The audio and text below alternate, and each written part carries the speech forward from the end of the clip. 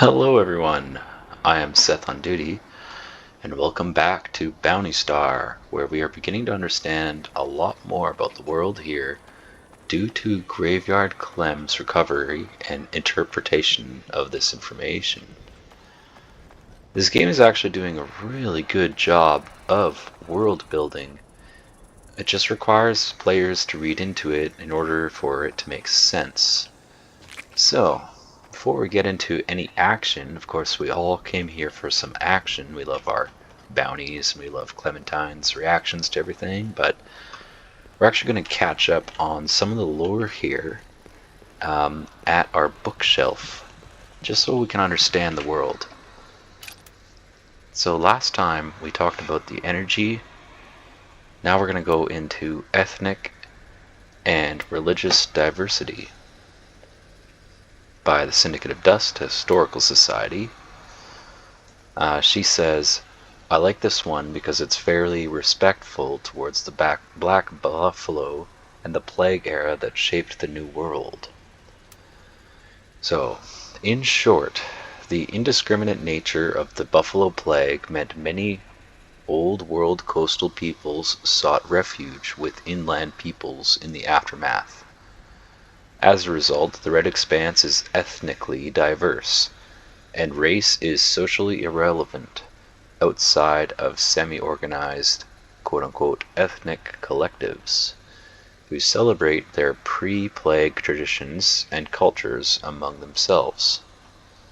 Many of North American indigenous groups native to the Great Basin and Sonoran deserts were resilient against both the plague and the creeping deserts, and became both cavers and slickers depending on the area, such as the Dene, Ute, and Apache, are widely represented here in the Red Expanse.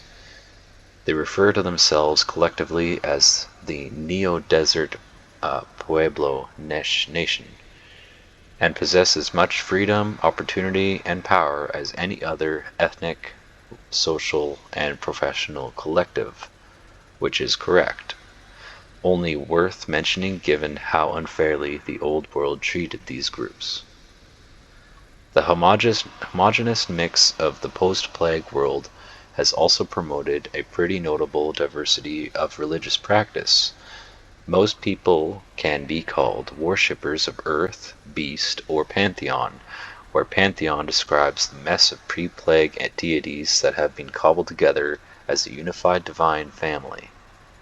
As with race, religious practice is not generally a source of conflict in this part of the world. The more I learn, the more I understand why my dad was so enamored with this place. So, here we are in the structural view of a raptor by Yellowstone Military Research and Development. Clem says, yes, the basic training text we were all handed on day 7 of pilot training.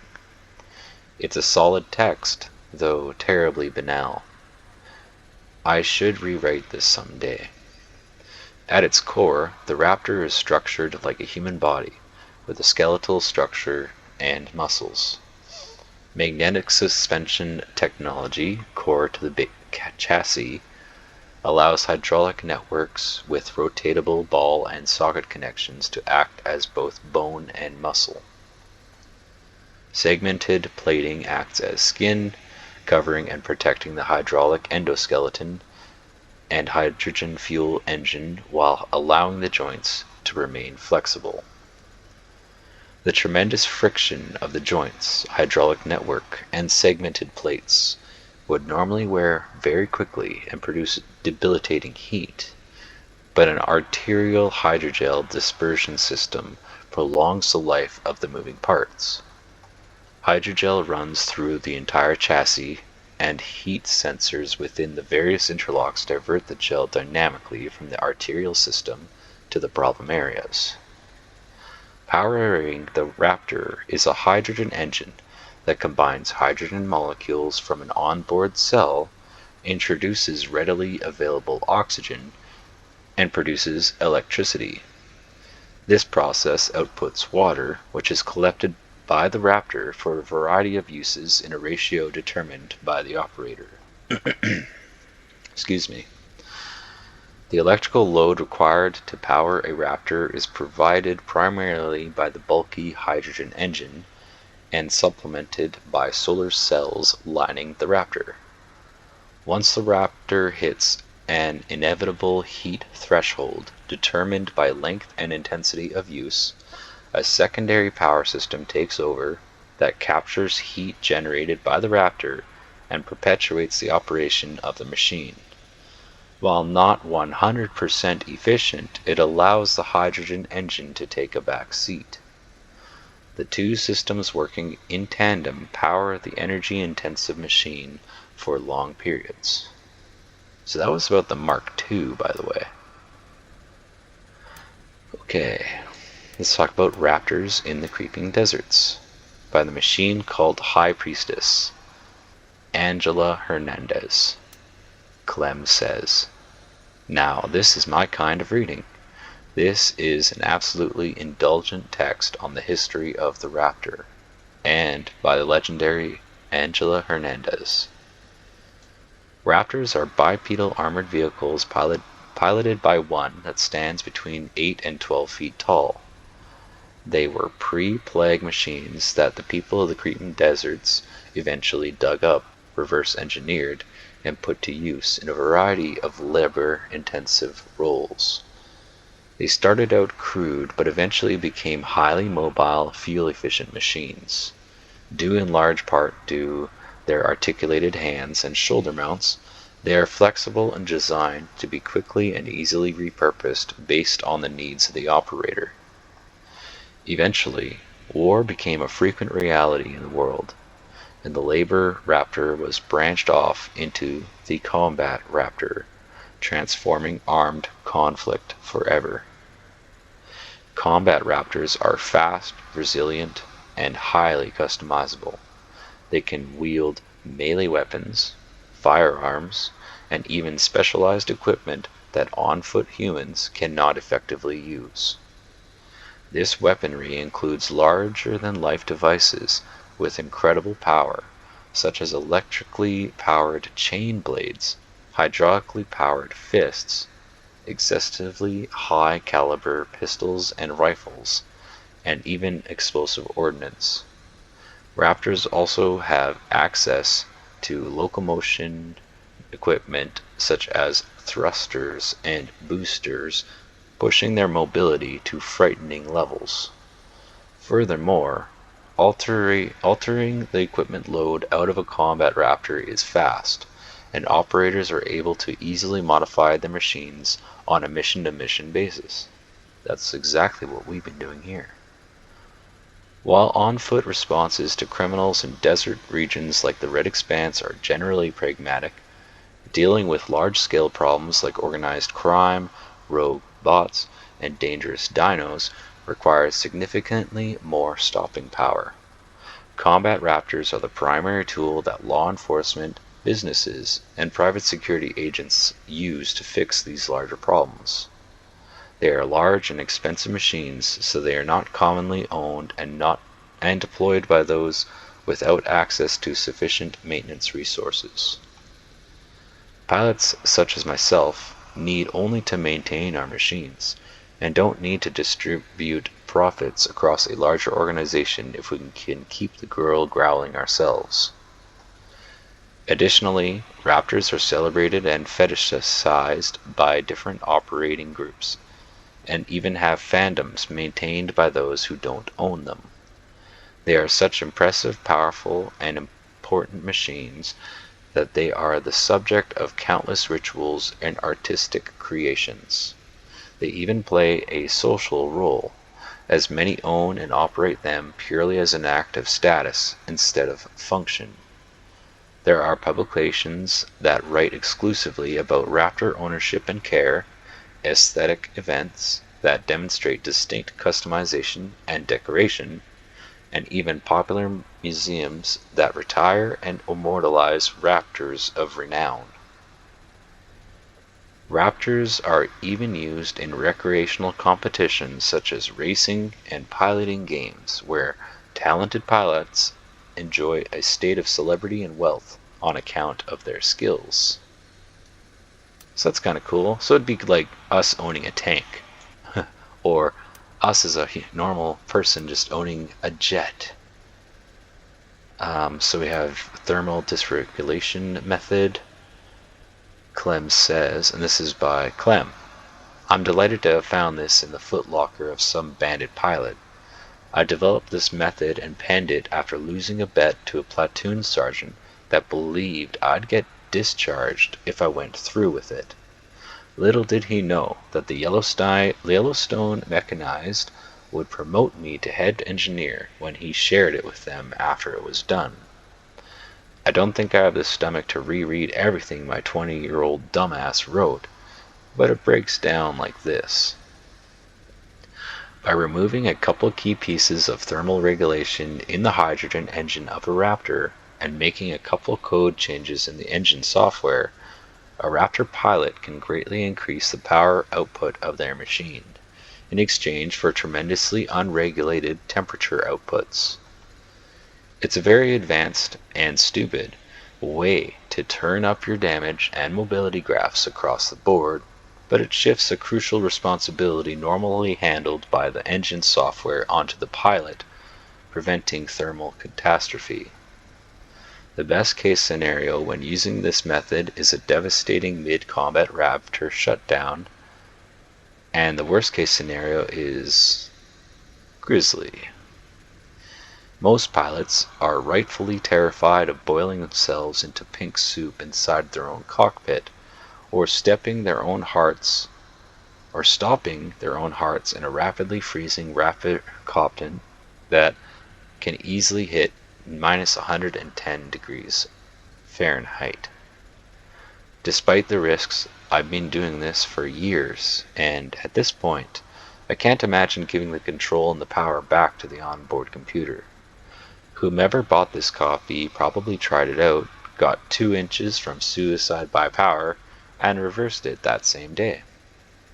I can still smell the char from the barracks grill where I scrawled out the rough draft of this document. So this is about the places in the Red Expanse, which I'm not fully invested in reading about. If you want me to, just maybe I will. Might as well just get it over with, I think.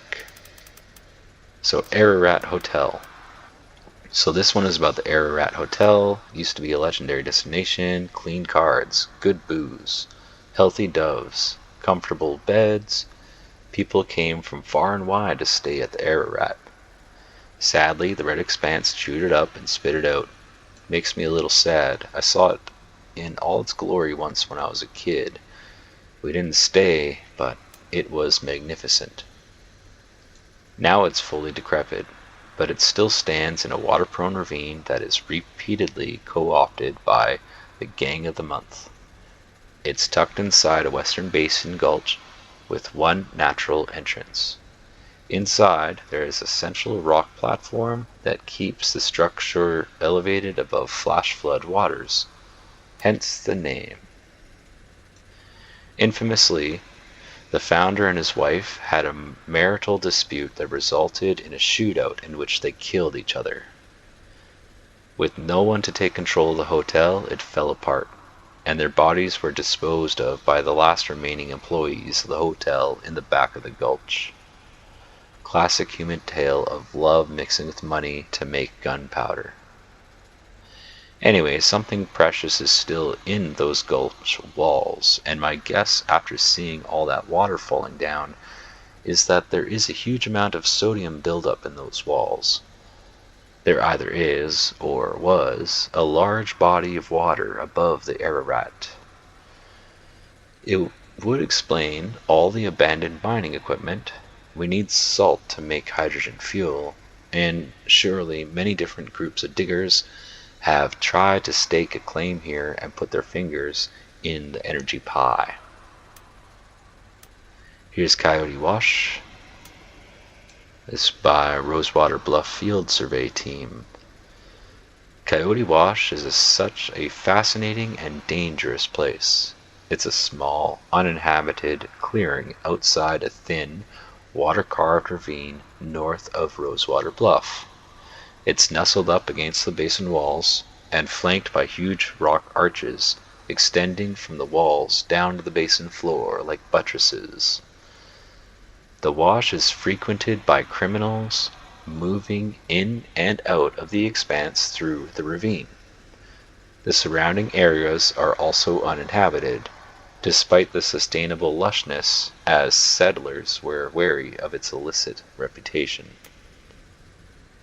In the back of the clearing, near the ravine entrance, is a group of skeletons hanging from their necks from an arch, endlessly swiveling in the breeze. Wanderers unaware of the location's reputations are highly deterred by this for obvious reason. Oddly enough, no known criminal has owned this macabre act. I'm willing to bet big curio that it was Jake who hung them up, specifically to maintain the legend of the place, which keeps non-criminal types away from Coyote Wash, and therefore safe. Anyone approaching the ravine in a common vehicle that doesn't hit a mine runs into this checkpoint. They're twice lucky if the bastards sleeping there that day let them turn around and leave with their life. The elevated structures on the perimeter of the clearing are crow's nests for the unsavory types that camp here between crime sprees. A lot of the roads out here are regularly beaten in by the smugglers, so they're in good shape. The law should really do something about places like this, but they're spread too thin. Here we are, Lubco Garage. This is our place, by the way. The history of my little home here is quite a bit more interesting than I ever would have thought. Lubco was once a prominent fossil fuel station franchise. The owners had vintage construction fascinations that meant all of these structures are made of brick and steel and damn near invincible. This means that in our post-plague world, many of them are still standing. Once repurposed, they became popular food and trade destinations for travelers and locals alike. Travelers could sit down and eat respectable food or stock up on essentials while they charged fuel cells and mingle with the locals. Some were large enough to host regular farmers markets and attracted merchants and homesteaders from all over the region. Because of the unwritten rules of detente, common to all hydrocharging and maintenance stations, they have always been very safe places to buy, sell, trade, and haggle. Now, this particular station got cut off from the rest of the world long ago when the elevated US 63 that connected it to Cayente and Bluff collapsed on both sides of it. What was once a spacious social area with an incredible view became a ghostly overlook for spiders and thieves. Moving on, we have Meek's Arch from Meek's Arch Historical Society. I love Meek's Arch, and I love its field. It's a very high quality grass baseball field in the shadow of the massive Meek's Arch. But I did not know about its history. Sounds like the baseball field was in rough condition 20 years ago, as baseball was suffering from low popularity levels in the Red Expanse due to an abnormal heat wave that hit the region and persisted for 2 years. A wealthy and powerful madam named Aurora Hensley moved to Meek's Arch at the end of the heat wave. She loved baseball and used her accumulated wealth to restore the field and revitalize baseball after the heat wave. She established the Farmers and Bottlers Leagues so that seasonal play could resume in earnest. She then raised the money to revitalize the field, and the Meek's Arch baseball field became a daily played league field and the de facto location for all championship games. Everyone in Meek's Arch maintains this field. Even the cows help. This is grazing space when games aren't being played. Today, Meek's Arch is now a go-to destination for recreational days, as it now has bars, restaurants, and inns, and all of this has only helped Aurora's pleasure trade in Meek's Arch. The titular arch is named after the Meek family, who were prolific farmers, but also gunslingers. They're the reason the settlement got off the ground. Old Windswept by H.B. Cheyenne, Scavenger. Our friend H.B. is at it again. Her log details a fair amount of the energy farm and notes that a lot of the farm is still in decent shape. A once-over of the substation seems promising. It's not doing much of anything at the moment, but the right engineer could get in there and make use of it. Even better is the fact that the windmills are still in generally good shape. They spin, but they ain't sending that power anywhere. Kinda breaks my heart to hear. A real damn shame. H.B. mentions having seen some signs of life. I suspect that some electricians and engineers have made camp here over the years. Getting the entire farm up and running again would take a lot of work, but a clever passerby wouldn't have too much trouble stealing a bit of juice. You don't need much time to charge up a device or two before moving on. Can't blame anyone for stealing a quick fix. If there's ever a chance at getting the farm producing energy again, it probably starts with the control house. Controllers would monitor the farm from here during the old days, and getting the full suite of controls up and running would go a long way to figuring out what does or doesn't work. It's the only real structure on the grounds, so I'm guessing it's had a fair share of squatters over the years. I doubt that every one of them was as canny as HB, so there's a decent chance that things are a huge mess inside, since these kind of places tend to draw the attention of the occasional disgusting creature. Let's read about The Salt Crossing by Thomas St. Jacob, historian. I gotta be honest, there's just something about Salt Crossing that touches the imagination. Top to bottom, it's a fascinating place. Like all other adjacent locations of meaning in that particular corner of the Red Expanse, it has a stark white appearance that is a result of excess gypsum in the soil and surrounding rocks. Obviously, this corner was once rife with large but shallow pools of water at some point in the distant past. Their eventual evaporation yielded that chalky white gypsum, and it's fairly beautiful. Anyway, Salt Crossing is very spacious but also very complex. It is used by many types of people on both sides of the law to seek shelter, hide from others, and store goods. Not coincidentally, many famous shootouts have happened here. In the old world, this place served as a highly trafficked highway intersection that served the whole Four Corners region. Hence the overhead highway fragments. Once I was inside it, it immediately made sense why Ute utilizes this space for illicit storage. Like other largely ethical merchants in her position, it's not so much of a defense against law as it is defense against thieves. Hiding in plain sight, so to speak. So that was the last episode, by the way, when we helped Ute out by clearing out those bandits in that Salt Crossing. And now we should have access to a bunch of her stuff. So we're definitely going to continue with that part of the story next time, but let's keep reading for now. About the Bird's Nest by H.B. Cheyenne, Scavenger. Now this one is a particular treat. From what I'm guessing, this flying junk has been sitting here for some time, probably since before the plague. Our scavenger friend said that she saw it swarming with folks when she passed by.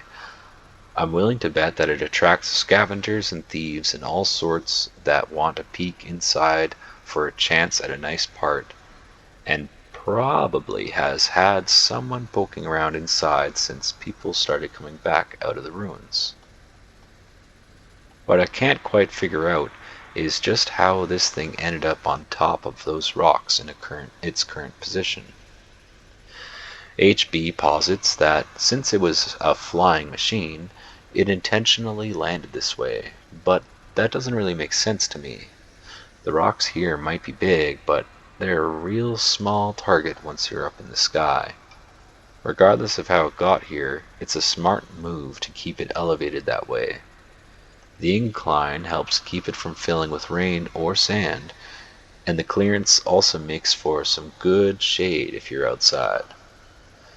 There's an obvious way in from the outside, but like I said, Miss Cheyenne decided to stay out, so I'm not quite sure what it's like inside.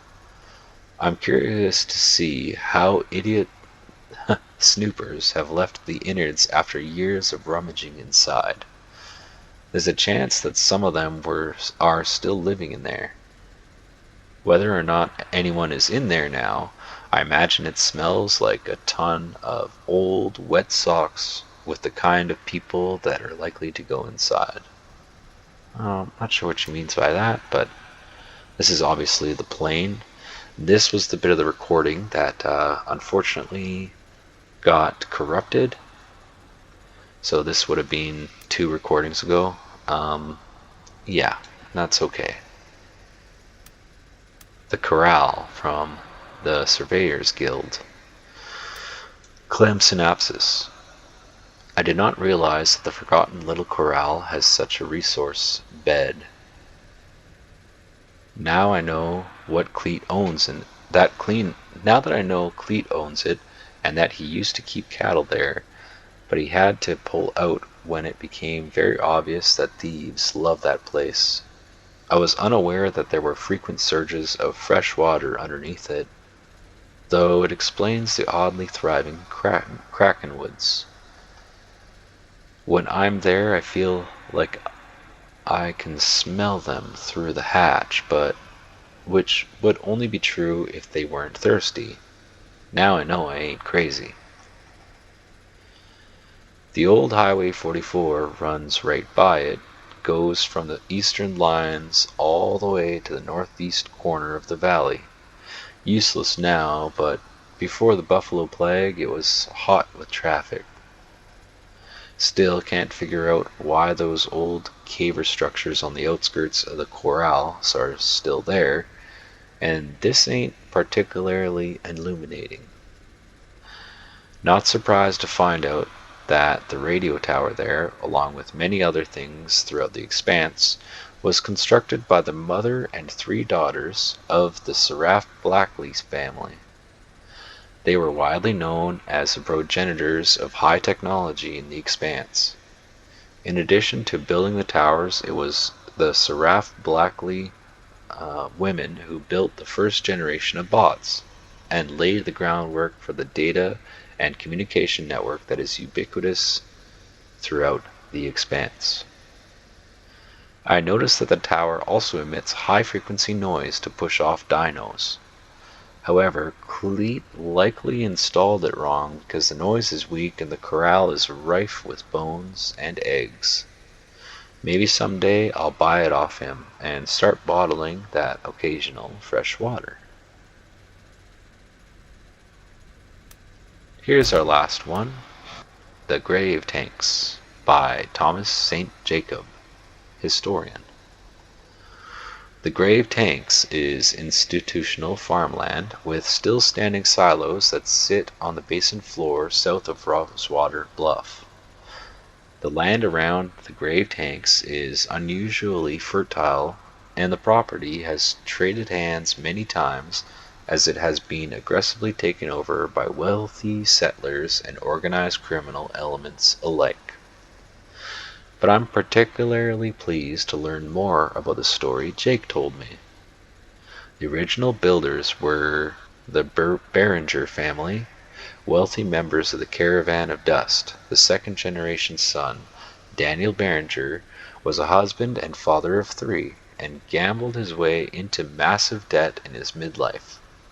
When he failed to make good one too many times, he was murdered by his creditors and thrown into one of the silos where he was left to rot. By the time the family located him, the corpse had poisoned the corn grain. The wife and children abandoned the property and moved out of the expanse.